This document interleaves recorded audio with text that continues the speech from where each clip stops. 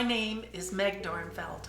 I'm the co-founder of a nonprofit organization called Baby's Breath Project. In 2007, I spent a month in Guatemala in a Spanish immersion program.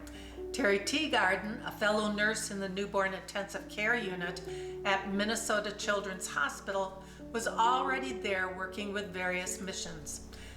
After talking with a few Guatemalan pediatric doctors, we saw the need of educating nurses in neonatal resuscitation.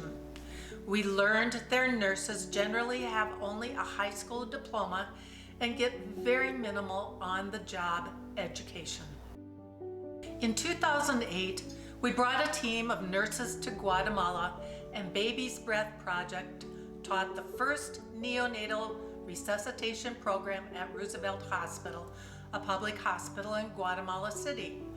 Over the next 4 years, we taught over 400 nurses from the various hospitals around Guatemala City.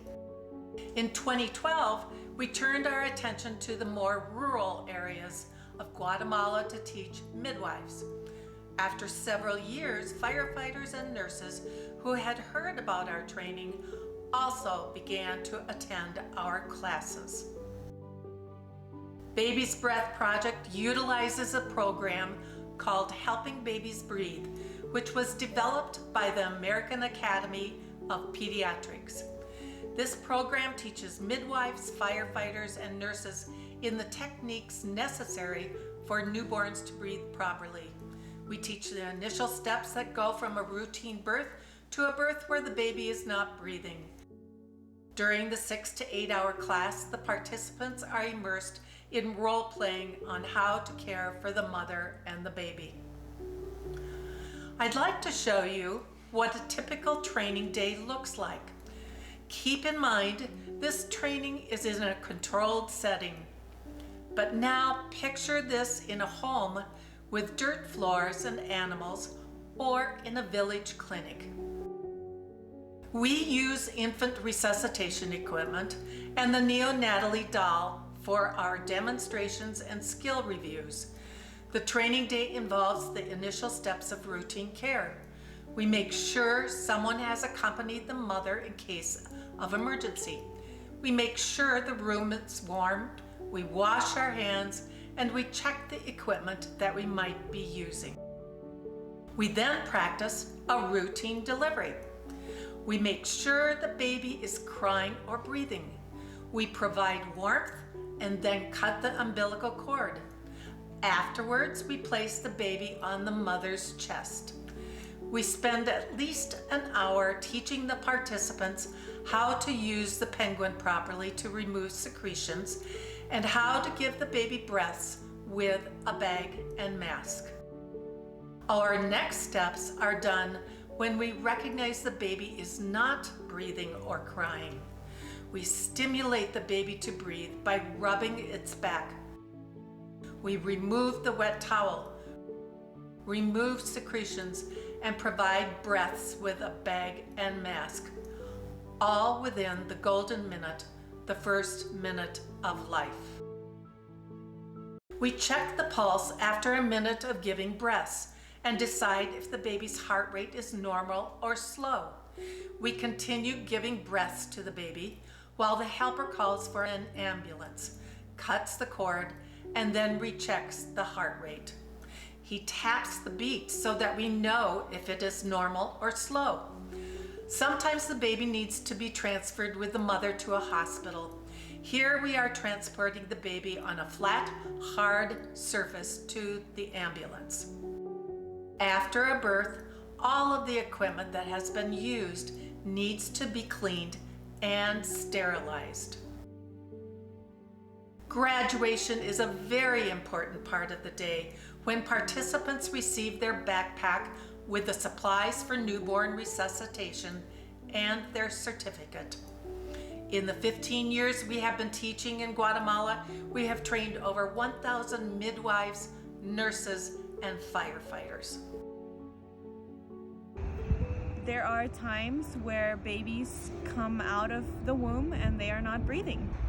Baby's Breath project is very important because there are a lot of people in Guatemala that still rely on their midwives to be the only way to have babies. They don't trust hospitals because there's been just too much history there, and so they really prefer doing it at home, doing it with somebody they've known.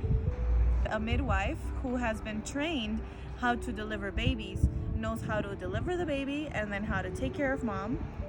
But if the baby's not breathing, then the midwife wouldn't know what to do because she hasn't been trained to do that. And so I think it's very nice to see how all the midwives and the nurses and firefighters that have come really appreciate and are very invested in learning. We truly are grateful for our volunteer nurses who teach the skills to participants in small groups. We are also very grateful for the translators who not only translate from English to Spanish, but also the translators who translate from Spanish to the indigenous language they speak. For the program to run smoothly, we need to find and train the volunteer nurses and doctors. We arrange a translator for each of the volunteers. We also pay them a daily amount for this service. We arrange lodging for the volunteers and translators. We find a suitable classroom location to teach in. We order all of the equipment we put in the backpack for each participant and transport all the equipment down to Guatemala. We arrange all transportation needs for the volunteers, translators, and at times for the participants. Most importantly, we need to find participants. Dr. Wilson Vicente is our primary contact in Guatemala and is familiar with many of the clinics and governmental ministries for contacting midwives, firefighters, and nurses about the program. Here is one of our many success stories. Alba had received the training from us in 2022 and came back this year to further review her skills. My name is Elba Coronado, and I have been a midwife for over 40 years. I have delivered many babies, and thank God most were normal deliveries. But there are 2 babies that were born not breathing. I used a pinguinito to remove the secretions and gave each baby a few breaths using the bag, and then they started to cry and breathe on their own. Their families were so grateful that I had received the proper equipment and training to save their babies. I am so happy and grateful that I have received this training. Muchas gracias, solamente mis palabras. Imagine now how many more babies can be saved with your support. Our annual expenditures are generally around $15,000, but if we take a second team the following week, the cost doubles. Each of the volunteer nurses or doctors donates their vacation time and pays for their own airfare. 98% of our budget goes toward all teaching expenses, travel within Guatemala, lodging expenses, and the medical supplies for the backpacks. The remaining 2% of the budget goes toward miscellaneous operating expenses, outreach, and fundraising.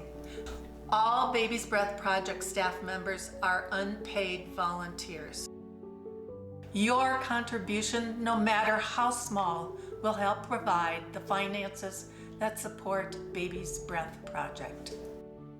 A baby's breath is a precious gift that is spoken the same in any language.